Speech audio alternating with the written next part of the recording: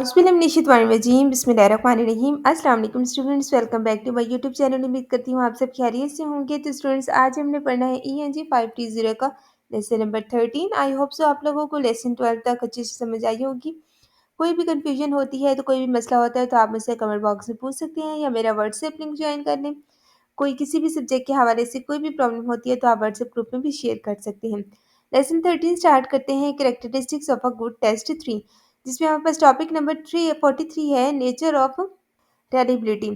रेलिबिलिटी refer to the consistency of the measurement. पहले point हमारे पास आता है, reliability refer to the result obtain with assessment instruments and not to instruments itself. पहले हम देखेंगे कि रेलिबिलिटी का मतलब क्या होता है। रेलिबिलिटी का मतलब है कि नताइज का एक जैसा आना, यानी अगर आप एक ही चीज़ को बार बार जो है मेजर करें तो रिजल्ट हर बार एक जैसा हो, ये हमारे पास कंसिस्टेंसी कहलाती है। फर्स्ट पॉइंट में हमें कहा जा रहा है कि रेलिबिलिटी टेस्ट के रिजल्ट से जो है वो उससे रिलेटेड होती है, टेस्ट से नहीं रिलेटेड होती, यानी कि रिजल्ट से रिलेटेड होती है। यानी हम ये नहीं देखते कि ये टेस्ट रिलायबल है, बल्कि ये देखते हैं कि इस टेस्ट की जो है वो रिजल्ट रिलायबल है, यानी कि हमने रिजल्ट को चेक करना होता है, हमने टेस्ट को चेक नहीं करना होता। उसके बाद देखें तो an estimate of reliability always refer to the particular type of consistency, stability, evidence, internal consistency. Second point है कि रेलिबिलिटी की मुख्तलिफ टाइप्स होती हैं, मसलन स्टेबिलिटी होगी, वक्त के साथ जो है रिजल्ट चेंज ना हो। उसके बाद इक्वलेंस हो गई, यानी मुख्तलिफ वर्जन्स में के रिजल्ट एक जैसे हों। फिर हमारे पास आता है इंटरनल कंसिस्टेंसी, के रिजल्ट के सारे जो क्वेश्चन हैं वो आपस में कनेक्ट हों, यानी रेलिबिलिटी की हमेशा किसी खास किस्म की जो है कंसिस्टेंसी को जाहिर करती है। नेक्स्ट पॉइंट हमारे पास आता है, reliability is necessary but not sufficient condition for validity. कि रिलायबिलिटी ज़रूरी है वैलिडिटी के लिए, लेकिन काफ़ी नहीं है, यानी अगर कोई जो है वो टेस्ट रिलायबल नहीं है तो वो वैलिड नहीं हो सकता। लेकिन अगर वो रिलायबल है तो भी ज़रूरी नहीं कि वो वैलिड हो। मिसाल के तौर पे एक स्केल हर बार एक ही गलत वेट दिखाता है तो रिलायबल है मगर वैलिड नहीं है। नेक्स्ट पॉइंट आता है कि रिलायबिलिटी इज प्राइमरीली स्टैटिकल, यानी कि रेंज +1 एंड -1। यानी रेलिबिलिटी एक जो है वो स्टैटिकल मेजर है जिसकी -1 वैल्यू से जो है वो +1 के दरमियान होती है। जितना +1 रिजल्ट के करीब होगा उतना ही रेलाबिलिटी होगी। नेक्स्ट टॉपिक नंबर 44 है, मेथड ऑफ एस्टिमेटिंग रेलेबिलिटी। यानी कि पहले हमारे पास होता है स्टेबिलिटी, फर्स्ट पॉइंट है consistency over period of time. इस पॉइंट में क्या कह रहे हैं कि स्टेबिलिटी का मतलब है कि वक्त के साथ कंसिस्टेंसी, यानी अगर आप एक ही टेस्ट को आज लें और फिर कुछ दिन बाद दोबारा वही टेस्ट दें तो दोनों दफ़ा रिजल्ट एक जैसे आए तो ये जो है वो टेस्ट स्टेबल या रिलायबल ओवर टाइम कहलाता है। एग्जाम्पल क्या है कि अगर आपका जो है वो इंग्लिश ग्रामर टेस्ट आज और अगले हफ्ते भी एक जैसा स्कोर दे तो ये स्टेबिलिटी है। नंबर 2 हमारे पास होते हैं equivalence over different forms of assessment. ये क्या कह रहे हैं कि इक्वलेंस का मतलब है कि मुख्तलिफ फॉर्म्स या वर्जन्स पर एक जैसे रिजल्ट आना, यानी अगर टेस्ट के दो वर्जन हो, मसलन फॉर्म ए और फॉर्म बी, और दोनों से जो है वो स्टूडेंट के रिजल्ट तकरीबन बराबर आए तो हम कहते हैं कि टेस्ट में जो है वो इक्वल स्टेबिलिटी है, रिलेबिलिटी है। एग्जाम्पल क्या है कि अगर पेपर ए और पेपर बी दोनों एक जैसे रिजल्ट दें तो टेस्ट इक्वलेंट होगा। उसके बाद हमारे पास इंटरनल कंसिस्टेंसी होती है। इंटरनल कंसिस्टेंसी के with in the assessment itself. यानी इंटरनल कंसिस्टेंसी का मतलब है कि टेस्ट के अंदर जो है वो कंसिस्टेंसी, यानी टेस्ट के सारे क्वेश्चंस आपस में रिलेटेड हों और वो जो है एक ही स्किल्स या कॉन्सेप्ट को जो है वो मैयर करें। एग्जाम्पल क्या है, अगर वोकेबलरी टेस्ट के सारे जो है क्वेश्चंस वाकई ही वोकेबलरी को ही मैयर कर रहे हैं तो टेस्ट में जो है वो इंटरनल कंसिस्टेंसी है। उसके बाद हमारे पास आता है determining reliability by correlation method. In determining reliability it would be desirable to obtain two sets of measure under the identical conditions and then to compare the result. इसमें कहा जा रहा है कि रेलिबिलिटी को जांचने यानी डिटरमाइन करने के लिए जो है वो कोरिलेशन मेथड्स इस्तेमाल किए जाते हैं। इसका मतलब ये है कि हमें जो है वो दो सेट ऑफ स्कोर्स या मेजर जो है वो हासिल करने होते हैं और वो भी एक जैसे कंडीशंस, यानी जो है सेम इन्वायरमेंट और सेम सिचुएशन में। फिर हम इन दोनों सेट्स के रिजल्ट्स को जो है कंपेयर करते हैं। अगर दोनों रिजल्ट एक जैसे या बहुत करीब हों तो टेस्ट रिलायबल समझा जाता है। उसके बाद हमारे पास है रेलिबिलिटी कोफिशिएंट का जिक्र किया गया है। इसमें कह रहे हैं कि जब हम दोनों सेट्स के रिजल्ट्स का जो है कोरिलेशन निकालते हैं तो हमें एक जो है रेलिबिलिटी कोफिशिएंट मिलता है। ये कोफिशिएंट हमें ये बताता है कि किस किस्म की जो है कंसिस्टेंसी यानी इक्विवेलेंस, स्टेबिलिटी या इंटरनल कंसिस्टेंसी हम मेजर कर रहे हैं। एक छोटी सी एग्जांपल से समझाऊंगी आपको। फर्ज करें आपने जो है वो एक वोकेबलरी टेस्ट 2 बार लिया एक आज और दूसरा 1 हफ्ते बाद, दोनों बार जो है सेम रिजल्ट के साथ फिर आप दोनों बार के जो टेस्ट रिजल्ट है वो कंपेयर करेंगे।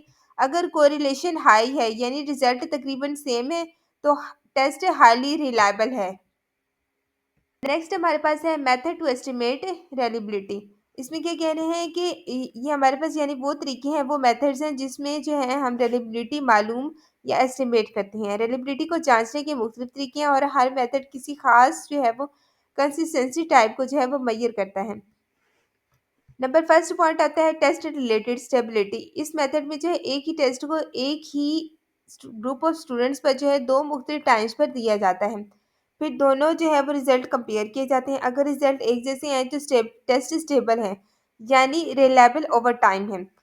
उसके बाद नंबर टू हमारे पास पॉइंट आता है इक्विवेलेंट फॉर्म्स यानी इक्विवेलेंस कैसे होती है। इसमें जो है दो वर्जन दो फॉर्म ऑफ टेस्ट तैयार किए जाते हैं, मिसाल के तौर पर फॉर्म ए और फॉर्म बी, जो सेम कंटेंट और डिफिकल्टी रखती हैं। दोनों जो है वो फॉर्म डिफरेंट टाइम्स या सेम टाइम पर दिए जाते हैं। अगर रिजल्ट दोनों फॉर्म्स में सेम हो तो टेस्ट इक्विवेलेंट कहलाता है। एग्जांपल दूंगी, फॉर्म ए और फॉर्म बी दोनों से जो स्टूडेंट्स के रिजल्ट एक जैसे आए तो हाईली इक्विवेलेंस रेलेबिलिटी है। उसके बाद नंबर थ्री पॉइंट है test retest with equivalent form यानी कि स्टेबिलिटी प्लस इक्वलेंस, ये दोनों चीजें इसमें शामिल होती हैं। ये मेथड दोनों जो है वो टाइप ऑफ कंसिस्टेंसी मेजर करता है यानी स्टेबिलिटी प्लस इक्वलेंस। यानी टेस्ट के दो फॉर्म्स है, फॉर्म ए और फॉर्म बी जो है वो तैयार किए जाते हैं और वो जो है सेम ग्रुप्स पर डिफरेंट टाइम्स पर दिए जाते हैं। इस तरह हम देख सकते हैं कि टेस्ट वर्क के साथ भी जो है वो रिलायबल है और फॉर्म के लिहाज से भी रिलायबल है। उसके बाद हमारे पास है स्प्लिट हाफ यानी इंटरनल कंसिस्टेंसी। इस मेथड में एक ही टेस्ट को दो जो है वो इक्वल हाफ्स में डिवाइड किया जाता है, मसलन ओड नंबर आइटम्स एक जो है वो इवन नंबर आइटम्स या पार्ट एक पार्ट और दूसरा पार्ट, फिर दोनों पार्ट्स के जो है वो स्कोर्स कंपेयर किए जाते हैं। अगर दोनों पार्ट्स के रिजल्ट सिमिलर हों तो इंटरनल जो टेस्ट होगा वो इंटरनल कंसिस्टेंसी है। अच्छा, उसके बाद फिफ्थ पॉइंट है कुटर और डिशुड सन जो है वो मेथड हमारे पास है इंटरनल कंसिस्टेंसी। ये मेथड भी जो है वो इंटरनल कंसिस्टेंसी मेजर करता है, लेकिन ये जो है वो ऑब्जेक्टिव टेस्ट यानी मल्टीपल चॉइस या ट्रू फॉल्स के लिए जो है वो इस्तेमाल होता है। ये देखता है कि टेस्ट के तमाम आइटम्स आपस में जो है वो कितने कनेक्ट हैं। नंबर सिक्स आता है क्रोनबेच अल्फा इंटरनल कंसिस्टेंसी। ये जो है वो मेथड मोस्ट कॉमन है। ये इंटरनल कंसिस्टेंसी मेजर करने के लिए होता है। ये चेक करता है कि टेस्ट के सारे क्वेश्चन एक ही कॉन्सेप्ट को मेजर कर रहे हैं या नहीं। क्रोनबेच अल्फा की जो है वो वैल्यू +1 के करीब हो तो रेलेबिलिटी ज़्यादा होती है। उसके बाद नंबर सेवन आता है इंटर रेटर रिलेबिलिटी यानी कंसिस्टेंसी ऑफ रेटिंग।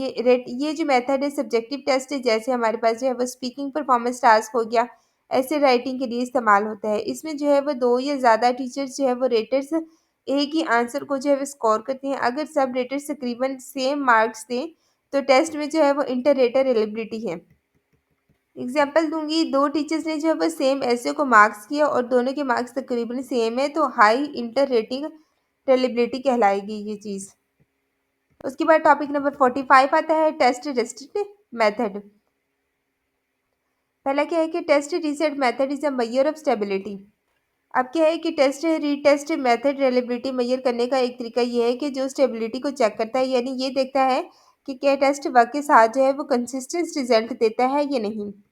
इस मेथड में जो है वो एक फॉर्म ए होता है, जो टेस्ट ए हमारे पास होता है उसको जो है वो ग्रुप ऑफ स्टूडेंट्स को दो मुख्तलिफ टाइम्स पर जो है वो दिया जाता है, फिर दोनों बार जो है वो रिजल्ट कंपेयर किए जाते हैं। अगर दोनों रिजल्ट एक जैसे हों तो टेस्ट स्टेबल और रिलायबल समझा जाता है।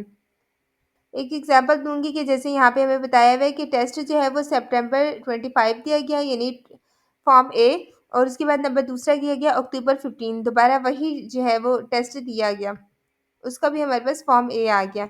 अगर स्टूडेंट ने दोनों बार तकरीबन सेम आंसर दिए तो टेस्ट रिलायबल है। यानी जैसे फर्स्ट पॉइंट है item A yes, item A yes, item B no, item B no, item C yes, item C yes, तो ये टेस्ट हमारे पास रिलायबल कहलाएगा। उसके बाद नंबर टू पॉइंट हमारे पास है टाइम इंटरवल का जिक्र कर रहे हैं यहाँ पे कि it gives the same test which on the same group with any time interval between test. Time interval can range from several minutes to the several years.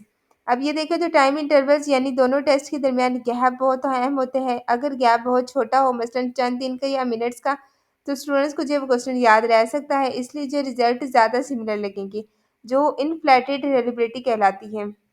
यानी आर्टिफिशियल तौर पर हाई रेलेबिलिटी। अगर गैप जो है बहुत लंबा हो, मसलन महीने या साल का, तो स्टूडेंट्स की मूड, लर्निंग या नॉलेज चेंज हो सकती है। इसलिए जो है वो रिजल्ट डिफरेंट आ सकते हैं जो हमारे पास इनस्टेबल शो करते हैं।